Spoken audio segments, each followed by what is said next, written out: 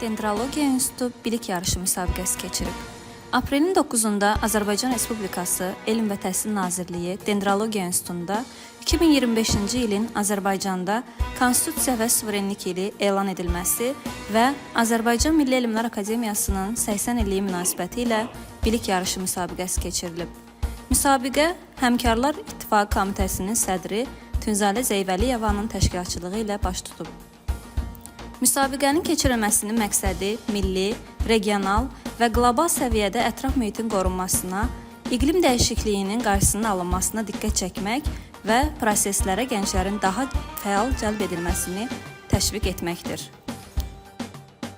Bu kimi silsilə olaraq təşkil edilən əyləncəli, metodik layihələrin məqsədi Azərbaycanı gənc nəslə tanıtmaq, İkinci Vətən müharibəsində həmrəylik və birliyimizin qorunmasını, vətən uğrunda fədailik və şəhidlik zirvəsinə yüksələn qəhrəmanlarımızı tərənnüm etməkdir.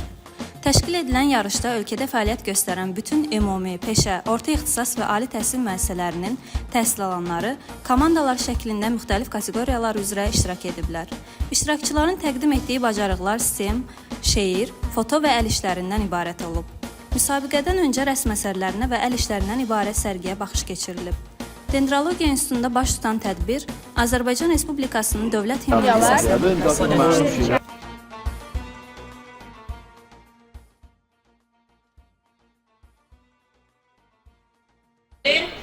Azərbaycan Respublikasının dövlət himni.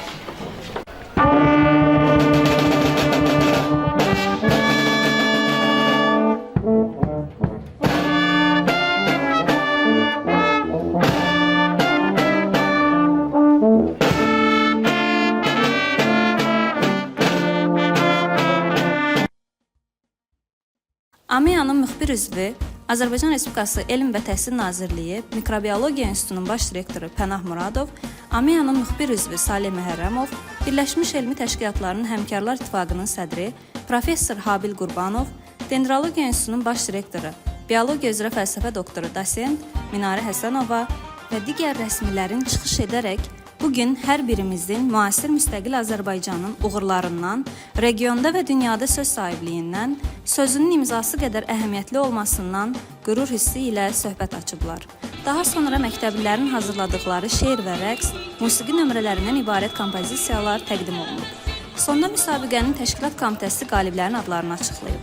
İlk 3 yerin qalibi diplom, fəxri fərman və təşəkkürnamələrlə təltif olunublar.